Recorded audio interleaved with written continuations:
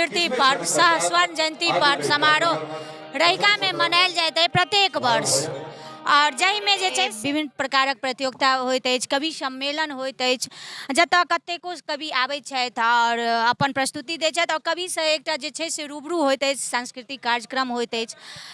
सबसे पहले पूछब जे कवि सम्मेलन होइत अछि, अपने कवि छियै कि और ई जे मिथिला जानल जाइत अछि मिथिला विभूति के द्वारा, हुनकर बारे में की कहऽ चाहबै?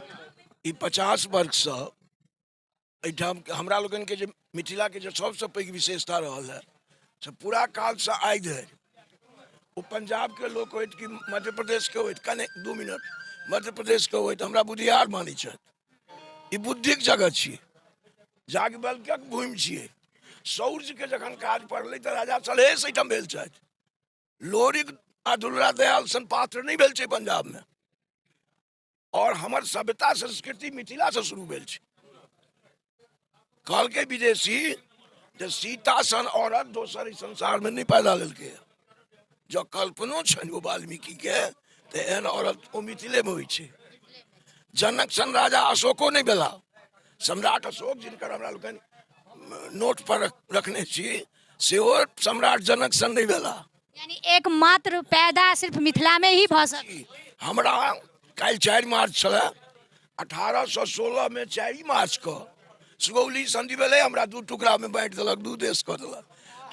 हमार राजधानी जनकपुर होते न, दरभंगा क्या हेतै, सहरसा क्या हेतै, हमार राजधानी जनकपुर होते। तो 2 देश के मामला भऽ गेलै। आ बजबै तऽ कहतै जे राष्ट्र विरोधी है।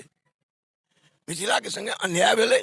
एकर भाषा विद्यापति के पेट से तुलसीदास, सूरदास, कबीरदास बढ़ायल छथि।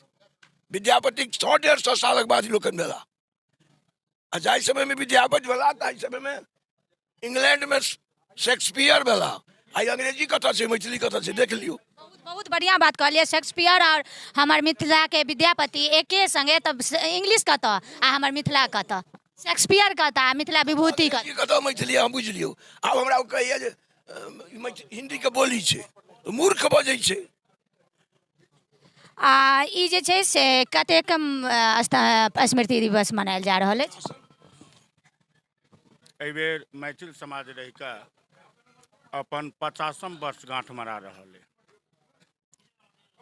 पिछला 49 वर्ष मैथिल समाज रहिका सामाजिक सांस्कृतिक संस्थाएं और अपन भाषा के, मातृभाषा के, मायक दूधक भाषा के रक्षार्थ, ओकर संरक्षण, ओकर संवर्धन के लेल सदैव सतत रहल, प्रयत्नशील रहल है। अहाँ के जानकारी दी, मैथिली के संवैधानिक मान्यता में मैथिल समाज रहिका के बहुत पैघ योगदान छै, महत्वपूर्ण योगदान छै। एहिठामक नौजवान दिल्ली आंदोलन में हमरा नेतृत्व में एहिठाम से हजारों लोग गेल रहे 92 में। आई धरि लंबोदर झा के रूप में रहिका के उपलब्ध नहीं भऽ सकले। 92 ईस्वी, आई 2023 छै। अहाँ अंदाज कऽ सकै छी। मैथिली के संवैधानिक मान्यता में मैथिल समाज रहिका के पूर्व सचिव आ एहि संस्था के संस्थापक सदस्य स्वर्गीय चुनचुन बाबू बोट क्लब पर असगरे आमरण अनशन पर में रहत। हम सब तो धरना में रहे, लेकिन चुनचुन बाबू असगरे आमरण अनशन पर बैसल रहत और 7 दिन तक अनशन पर में रहला। हम सब धरना प्रदर्शन करते रहे। तो एहि संस्था के महत्वपूर्ण योगदान रहे मैथिली के संवैधानिक मान्यता में।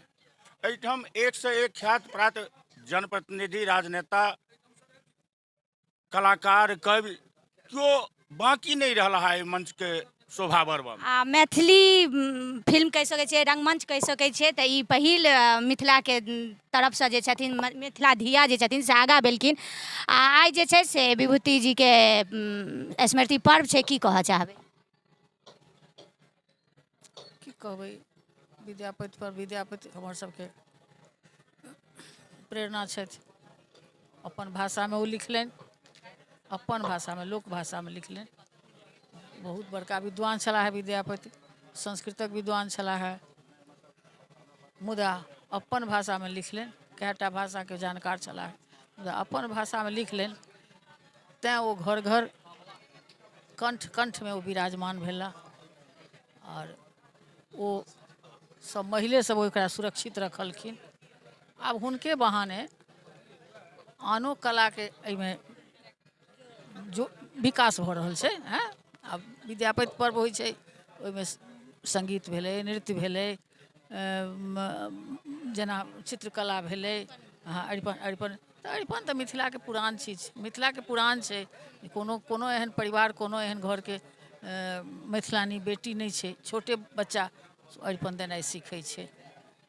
गीतो ओकरा सबके कंठमे रहै छै। कोनो एहन मिथिलाके बालिका नहीं हैत।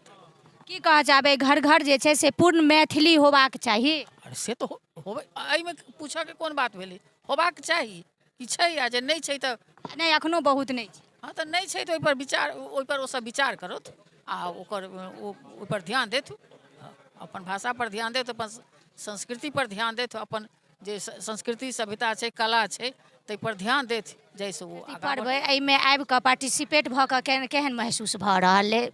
बहुत ही खुशी का बात है कि आइ हम सब गोटा 3 दिवसीय विद्यापति समारोह का आयोजन कल गेल छै ग्रामीण द्वारा। बहुत आनंद और बहुत खुशी और गर्व महसूस करे छै एतऽ आबि कऽ एहि कार्यक्रम में भाग लऽ कऽ।